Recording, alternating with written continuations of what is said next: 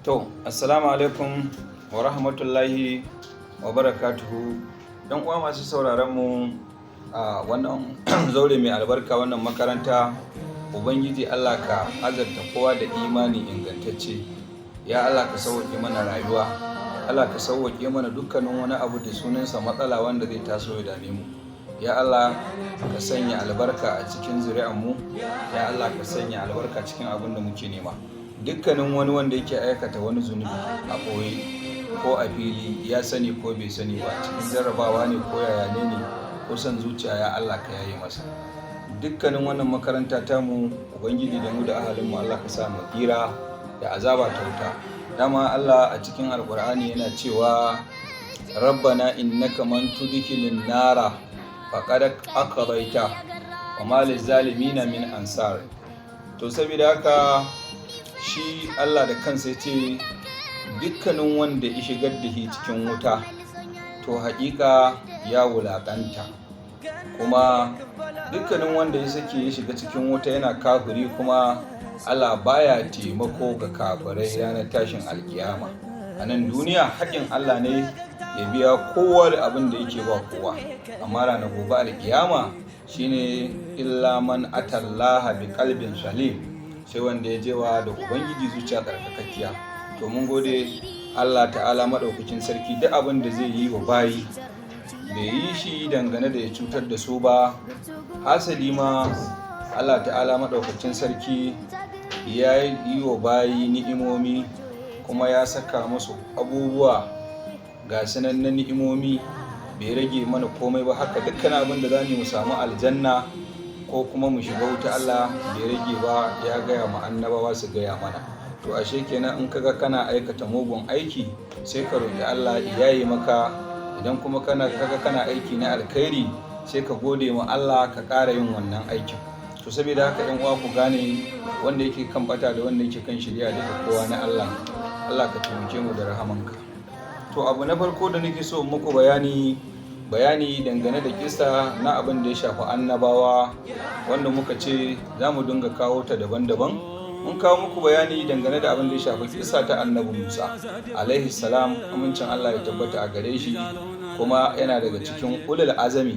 Shi yasa Allah ya ce wa minka ya rasulallah, wa minka wa min nuhin wa ibrahima wa musa wa isa bana maryam.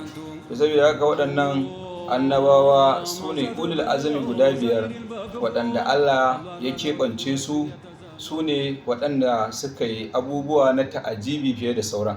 Amma duka alƙur'ani ya ce la nufarriqu baina ahadin min rusuli, ba a rage ɗaya daga cikin annabawa ka rawara wani ka ce wani ba naka bane, kamar yadda bani Isra'ila suke, kamar yadda rufubaniyawa suke yi, kamar yadda wasu mutane dai suka ɗauka. To shi Allah a gurin abin da ya saukar da shi ba a rabewa. Wani guri ya ce wa kutubihi wa rusulihi, kaga kafin ma a ce la nufarriqu din kenan, wato abin da ya zama daga Allah ne kawai, ba a bukatan wani dan adam ya ce bai yadda ba. Kar ka sake ka ce babu annabi, kar ka sake ka ce babu mala'ika. Wani guri ma cewa yayi su mala'ikun wal mala'ikatu, akwai wata aya da can cikin wasafati da Allah yake maganan, kamar ina ganin wata rana ne ta cikin azumi, da Allah ya ce mala'iku suna zuwa sahu wa inna lanahnul safun wa inna lanahnul musabbihun wa in kanu la yaqulun law anna indana zikran min al-awwalin lakunna ibadallahi al-mukhlasin. To saboda haka akwai irin waɗannan misalai da yawa da Allah yake kawowa. Sannan kuma akwai wasu mutane da suka ware wasu cikin annabawa suka ce Allah ne, kamar annabi Isa alaihi salam, kamar irin su annabi Uzairu, kamar su irin ita kanta Maryama alaihi salam, tunda Allah ne ya fara tsarkake ta. Kaga babu wani mutum da ya isa ya zo ya ce sayyada Maryam ba mai tsarki ba ce. Suke ɗauka irin waɗannan manyan kalmomi suna jefan wasu cikin bayan Allah. Allah da kansa ya ce ya Maryamu inna Allah astafeki wadda haraki wasdafeki ala nisa'il alamin. Allah ne ya zaɓi Maryama ta kasance mai tsarki, kuma ita ce Allah ya zaɓe ta cikin alam, ma'ana cikin wata halitta ta mata. To tunda Allah ya tsarkake ta, kaga babu wanda zai bata ta. Don haka shi yasa kowa da abin da za ka yi ka tanaji hujja Allah ranar kiyama an kaje ba wai zai tono laifinka ne kawai kyale ka ba, in an tono laifin za a ce me yasa kai, in ka iya kare kanka Allah sai ya kyale ka, in ka kasa kare kanka sai a hukunta ka akan abin da ya dace.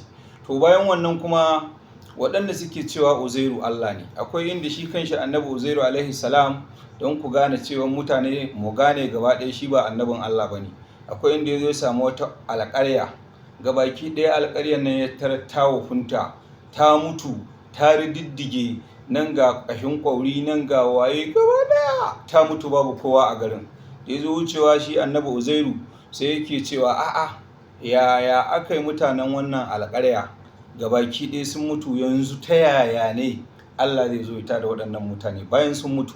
Domin Allah ya nuna wa mutane annabi Uzairu bawa ne a gurinsa kaman kowa, amma kuma Allah ya bambanta shi saboda ya saka shi cikin annabawa. Amma kasancewar mutum annabi ba shi yake nuna cewa shi ba halitta Allah bane ko shi ba bawan Allah bane ba.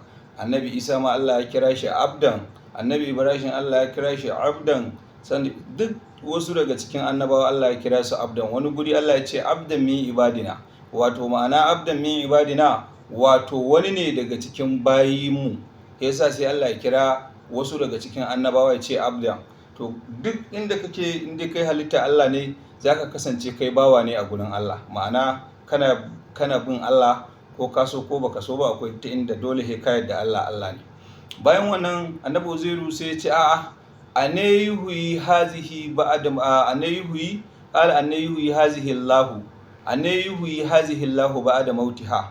Ta yaya ne Allah zai tada waɗannan mutane bayan sun kasance sun mutu, ƙahinsu ya rididdige, ba wani abu tattare da su?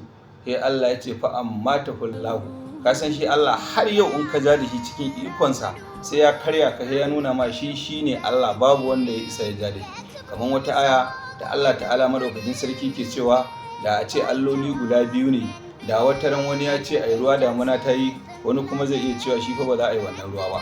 Kamar yadda allolin nan da ake bautawa, Lata da Manata da Uzza da Salisata da Ukura ga sanan daban-daban. To dai Allah sai ce fa ammatahullahu, kai ma mutu kawai. Mi'ata amin, kaga mi'ata amin summa ba a sa, sai da ya mutu tsawon shekara 100, ba fa kwana 100 ba fa, shekara mi'ata amin. To sai da haka fa ammatahullahu mi'ata amin summa ba a sa, sai Allah ya ce qala kam labistu, bayan summa ba a sa qala kam labistu. Ma'ana bayan annabi Uzairu alaihi salam Allah ya kashe shi a wannan guri tsawon shekara ɗaiɗaiɗaiɗai, shekara 100 irin na lissafi namu na wannan duniya.